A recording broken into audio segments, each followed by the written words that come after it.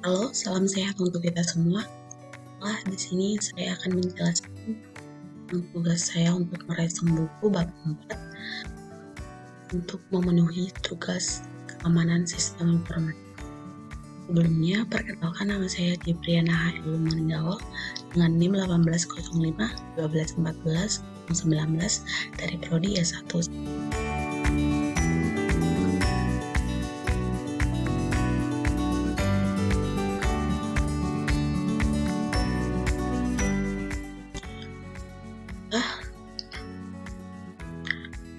Pertama, prosedur dan kontrol keamanan terhadap orang. Kesadaran keamanan. Kontrol adalah mekanisme yang diimplementasikan baik untuk melindungi perusahaan dari resiko atau untuk mengambil resiko terhadap perusahaan. Keamanan informasi digunakan untuk menggambarkan pelindungan terhadap fasilitas, data, dan informasi dari penyalahgunaan oleh pihak-pihak yang tidak berwenang. Salah satu area keamanan yang paling penting adalah rekayasa sosial.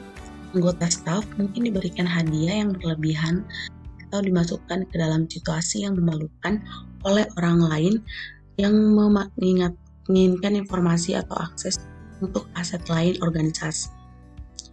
Jadi, kejadian ini disebut dengan manipulasi psikologis. Dalam kontrol tersendiri terdapat 3 jenis kontrol utama. Yang pertama itu fisik, misalnya kunci pintu dan lemari pengaman.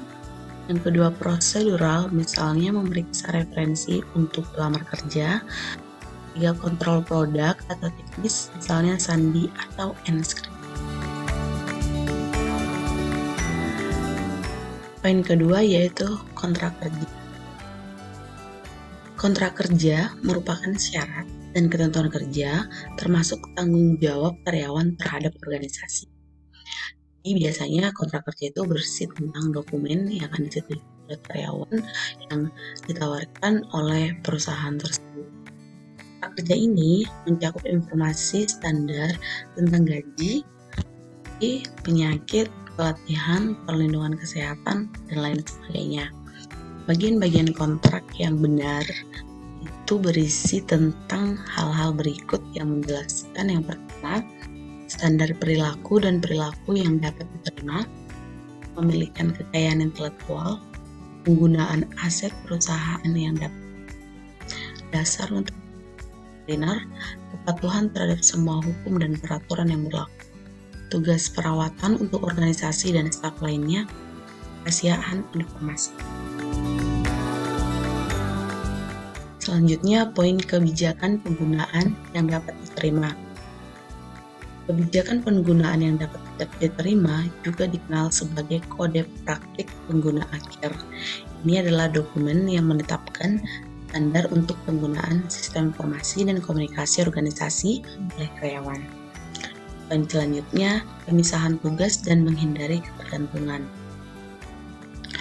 Pemisahan tugas merupakan konsep bahwa satu orang tidak boleh menjalankan tugas lebih dari satu peran yang dapat menimbulkan konflik.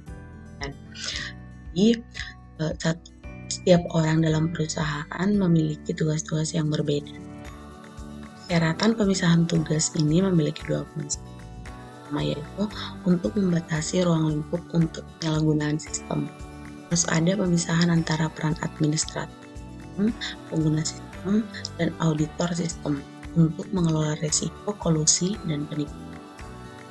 Kedua, untuk membatasi ketergantungan yang dimiliki organisasi terhadap siapapun. Selanjutnya, kewajiban pemasok barang dan jasa. Ketiga, jadi manfaatnya yaitu yang pertama, mengelola resiko kehilangan niat baik dan hukum. Kedua, sebagai akibat dari pelanggaran keamanan informasi. Yang ketiga, mengelola resiko mereka sendiri. Selanjutnya, tentang kontrol terhadap akses. Yang pertama, mekanisme autentikasi dan otorisasi. Proses autentikasi dan otorisasi, pengguna harus memberitahu sistem siapa yang mereka klaim atau yang mereka identifikasi dengan memasukkan nama pengguna yang unik. Jadi, sistem kemudian akan menantang mereka untuk membuktikan identitas itu dengan memberikan beberapa bentuk pengetahuan untuk membuktikan bahwa identitas itu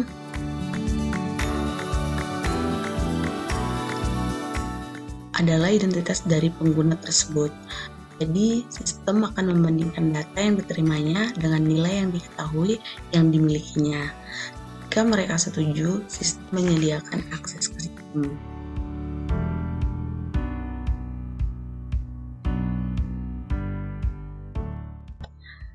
Pendekatan lain yang mulai diterima untuk proses autentikasi dan otorisasi itu adalah penggunaan biometrik.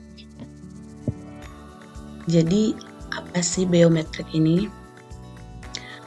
Ini adalah penggunaan karakteristik individu yang unik untuk orang, baik anatomis, misalnya sidik jari, perilaku, misalnya tanda tangan, atau kombinasi kedua aspeknya, misalnya suara. Biometrik memiliki keunggulan berbeda dibandingkan dengan bentuk metode identifikasi dan autentikasi lainnya. Pendekatan apa orang menggunakan penggunaan biometrik ini karena memiliki banyak keunggulan atau keuntungan dalam pengaplikasiannya. Yang pertama itu, mereka gratis dengan setiap pengguna dan sangat sulit dicuri atau hilang. Yang kedua, orang yang akan diidentifikasi harus hadir secara fisik di titik identifikasi. Yang ketiga, Anda tidak dapat menuliskan biometrik di selembar kertas untuk orang lain untuk ditemukan. Namun mereka membutuhkan penggunaan sensor yang dapat membaca biometrik dengan andal dan mendeteksi upaya untuk mengalahkan sistem. Ini membutuhkan pengeluaran modal dan integrasi ke dalam sistem manajemen. Selanjutnya, poin penggunaan kontrol yang efektif. Pendekatan tingkat perlindungan itu ada 3 tingkat, yaitu yang pertama, setiap file memiliki pemilik yang dituju dengan hak kendali penuh atas file tersebut. Yang kedua, anggota lain dari grup pengguna yang sama dengan pemilik yang mungkin memiliki beberapa derajat akses. Yang ketiga, seluruh dunia, yaitu pengguna lain di grup lain yang mungkin juga memiliki beberapa akses. Selanjutnya, poin administrasi kontrol. Administrasi kontrol akses adalah salah satu potongan tekat yang membentuk keseluruhan gambar. Peran dari administrator yang pertama, mendaftarkan pengguna baru ke sistem setelah validasi yang sesuai identitas. Yang kedua, menghapus akses pengguna ketika mereka meninggalkan organisasi untuk mencegah akses lebih lanjut. Yang ketiga, mengubah hak akses pengguna jika mereka mengubah peran dalam organisasi. Jadi, peran sistem atau administrator database memerlukan hak istimewa sistem yang sangat tinggi dan pengguna standar tidak boleh digabungkan ke dalam satu akun. Kurangnya hak istimewa tingkat tinggi adalah tindakan pengamanan yang baik. Poin selanjutnya yaitu titik akses adalah lokasi manapun dari mana sistem internal organisasi mendapat akses. Ini dapat dilakukan melalui 3 jenis utama. Akses yang pertama, koneksi langsung dari terminal kabel. Yang kedua, akses jaringan nirkabel dalam perimeter. Yang ketiga, remote akses melalui jaringan pihak ketiga seperti klien web. Yang keempat, broadband dari rumah atau dial-up dari hotel. Jadi dalam memberikan akses biasanya ditemui dua masalah keamanan utama. Yang pertama, untuk memastikan bahwa pengguna menyelesaikan proses ID dan A dengan sukses. Yang kedua, untuk melindungi data yang digunakan untuk menyelesaikan proses autentikasi dan kemudian sesi itu sendiri. Jadi, kalau akses jarak jauh menghadirkan tantangan tambahan dari keamanan fisik dan jaringan. Sangat mungkin bahwa koneksi jaringan yang digunakan tidak dikontrol oleh organisasi yang sama. Artinya, melindungi tidak hanya melalui lalu lintas ID dan A, tapi juga semua data menjadi lebih penting. Konfigurasi dan tautan fisiknya ke jaringan. Ini organisasi menghubungkan mereka ke dalam DMZ atau zona demilitarisasi di jaringan, sehingga pengguna harus mengautentikasi standar yang lebih tinggi dan lalu lintas mereka disaring oleh firewall sebelum memiliki akses ke jaringan internal. Selanjutnya, pelindungan data. Pelindungan data dengan menggunakan sistem klasifikasi informasi adalah salah satu tindakan pencegahan keamanan. Setelah nilai atau aset ditetapkan, seperangkat aturan untuk penanganan dan distribusi harus dibuat untuk menentukan penggunaannya. Pedoman paling mendasar secara universal disebut sebagai prinsip perlu untuk tahu. Informasi tidak boleh tersedia untuk orang yang tidak perlu mengetahuinya. Selanjutnya, pelatihan dan kesadaran, training and awareness. Tujuan dan peran pelatihan penjaminan pertama yaitu pendekatan untuk melatih dan mempromosikan kesadaran atau awareness semua orang di organisasi atau perusahaan tersebut. Yang kedua, materi pelatihan yang tersedia. Tiga, sumber informasi untuk materi pelatihan. Tujuan dan peran dari pelatihan keamanan.